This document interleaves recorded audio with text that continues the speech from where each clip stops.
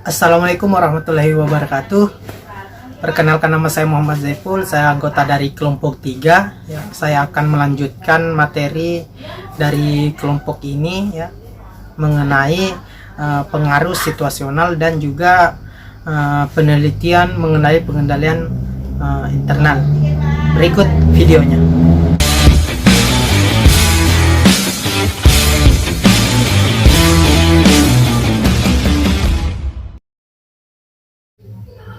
Baik, pembahasan yang pertama yaitu mengenai pengaruh situasional.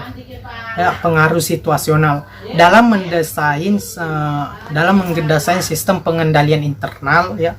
Para manajer ini harus memilih ya, memilih alat kendali. Jadi sebelum melakukan pendesainan atau mendesain sistem pengendalian internalnya, jadi manajer ini harus terlebih dahulu memilih alat kendali.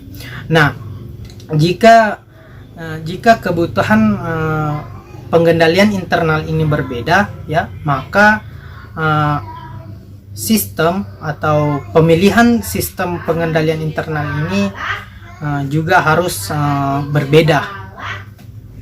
Pemilihan pengendalian ini tergantung pada 4 faktor. Jadi ada 4 faktor untuk pemilihan pengendalian internal ini. Yang pertama itu jenis kesalahan dan penyimpangan yang mungkin dihadapi ya. Dalam faktor ini bergantung pada jenis aset ya, jenis transaksi, dan juga jenis perusahaan. Apakah perusahaannya ini perusahaan manufaktur ataukah perusahaan perusahaan jasa atau perusahaan dagang. Nah, selanjutnya faktor yang kedua. Yang kedua adalah biaya terjadi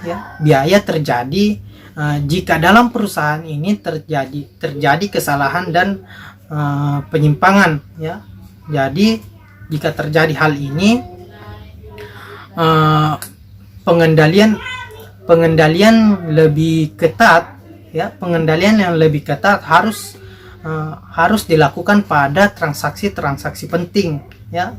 Transaksi penting itu seperti apa? Misalnya kredit dan pelunasannya. Jadi itu harus lebih ketat dalam pengendaliannya. Ataupun juga aset yang memiliki nilai tinggi atau aset yang bernilai tinggi. Kemudian faktor yang ketiga. Nah, faktor yang ketiga ini adalah kemungkinan terjadinya setiap kesalahan dan penyimpangan. Nah, kemungkinan terjadinya masalah ya dapat bervariasi jika yang pertama itu tipe orang yang dikendalikan, yang kedua aset yang mudah hilang, yang ketiga kompleksitas operasional yang dikendalikan, ya, yang keempat itu struktur organisasinya ya, yang kelima itu filosofi manajemen. Faktor yang keempat. Nah, kemudian faktor yang keempat yaitu biaya dan profesi keefektifan ya dari jenis pengendalian yang dilakukan. Baik, pembahasan yang kedua yang saya akan sampaikan yaitu penelitian mengenai pengendalian internal. Dalam penelitian mengenai pengendalian internal yang saya baca ini terdapat 3 kelompok yang dibahas. Nah, kelompok yang pertama yaitu meliputi penelitian yang menggunakan model pada sistem organisasi ya, pada sistem organisasi yang menjelaskan tipe-tipe yang berbeda terhadap kelemahan pengendalian internal terkait kesalahan memorik,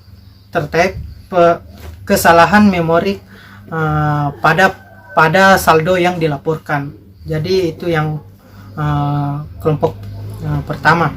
Nah, kelompok yang kedua Nah, dalam kelompok yang kedua ini menjelaskan tentang judgment auditor terkait yang terkait dengan kesesuaian pengendalian internal dalam peraturan yang terkontrol. Kelompok yang ketiga, ya. Dalam kelompok ketiga ini menjelaskan studi yang menunjukkan cara auditor untuk menggunakan informasi-informasi yang mereka telah kumpulkan, ya, yang mereka kumpulkan terkait dengan pengendalian internal untuk melakukan substansive test, ya, yang mereka telah lakukan. Jadi seperti itu. Jadi mungkin itu saja dari saya, ya. Selanjutnya akan materi-materi selanjutnya akan dijelaskan oleh teman saya, dan di channel mereka masing-masing. Nah, dan linknya nanti saya sertakan di kolom komentar. Jadi terima kasih atas kesempatannya dan thank you for watching. Akhir kata, wassalamualaikum warahmatullahi wabarakatuh.